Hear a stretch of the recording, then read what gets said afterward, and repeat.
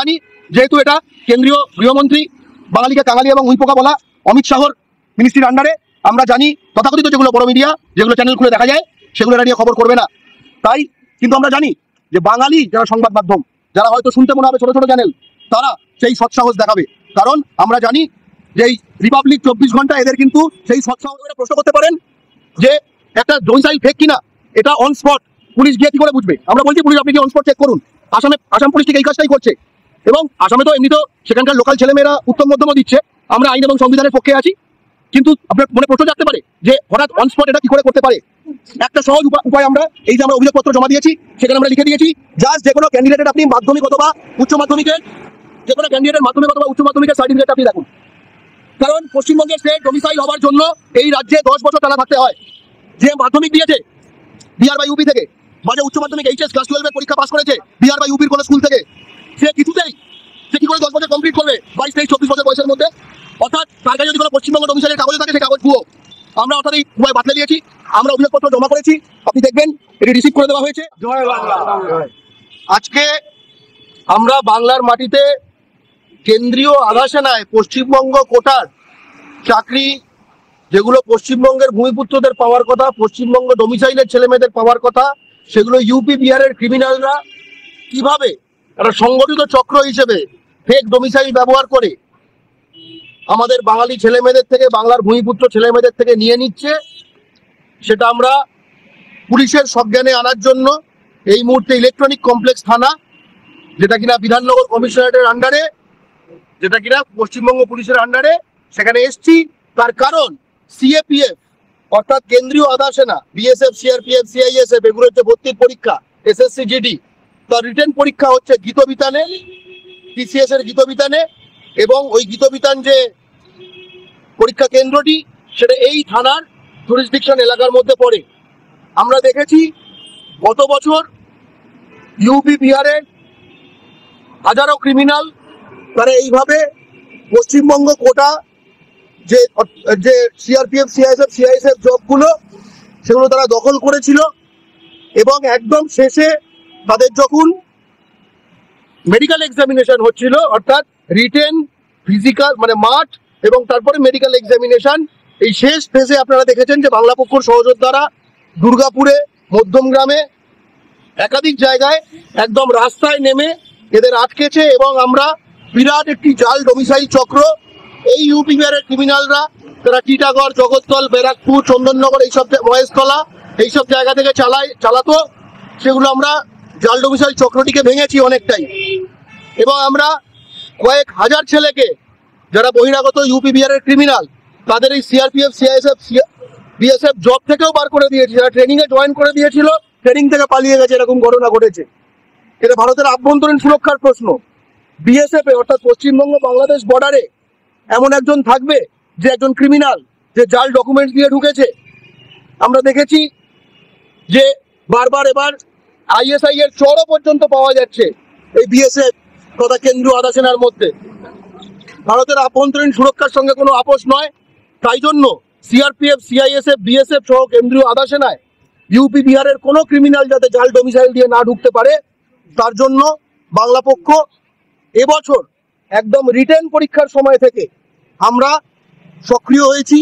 Already এই বছর গীতবিতান যেখানে পরীক্ষাটা হচ্ছে, সেখানে আমাদের কাছে বাংলার ছেলেমেয়েরা যারা জেনুইন ক্যান্ডিডেট, তারা খবর দিয়েছে যে 70-80% তারা বাংলা জানে না।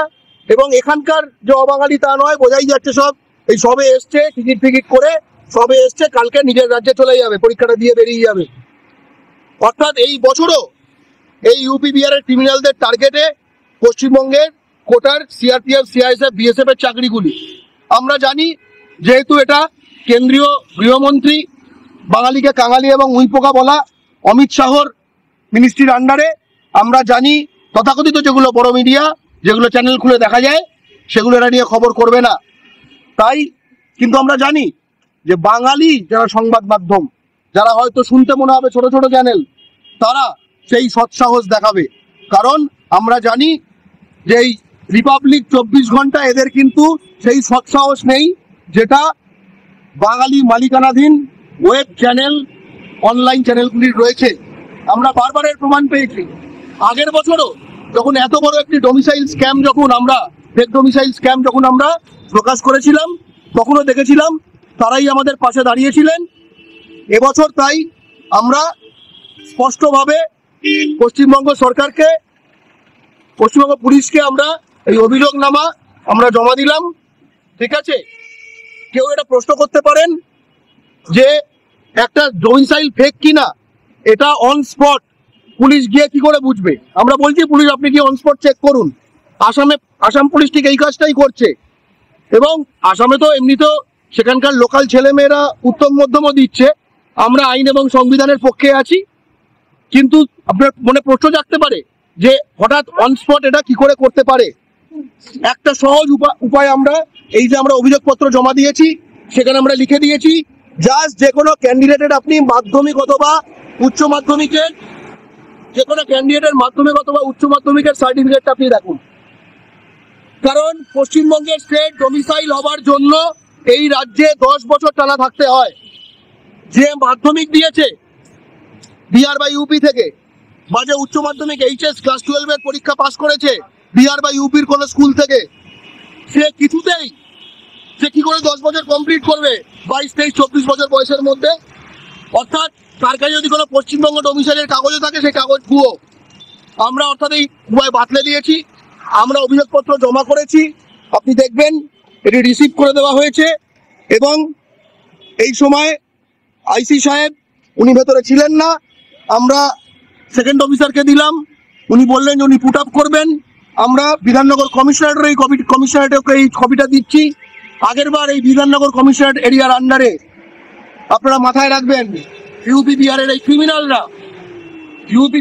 ক্রিমিনালরা আগেরবার যখন এখানে এসেছিল পরীক্ষা দিতে, তারা বুক ঠুকে বলেছিল আমি আরা থেকে, আমি ছাপড়া থেকে, মানে ওদের ভাষায় বলেছিল। এবং বাঙালি জাতির নারীদের বিচ্ছিরি গালাগাল করেছিল এইখানে ওপেন।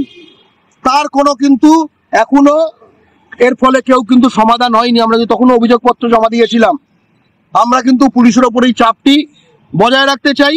আমরা চাই না যে আমাদের গ্রাউন্ডে নেমে ওই গীতবিধান যেখানে পরীক্ষাটা হচ্ছে সেখানে আমাদের ছেলেরা চেকিং করতে শুরু করুক।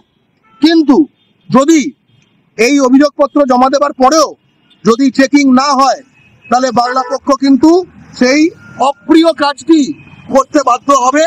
কারণ বাংলার মাটিতে বাংলার ভূমিপুত্রদের হকের চাকরি যারা দখল করবে তাদের কোনো ক্ষমা নেই। চোখের সামনে এই ক্রাইমটা হবে, বাংলা পক্ষ কিন্তু চেয়ে চেয়ে দেখবে না। জয় বাংলা, জয় বাংলা।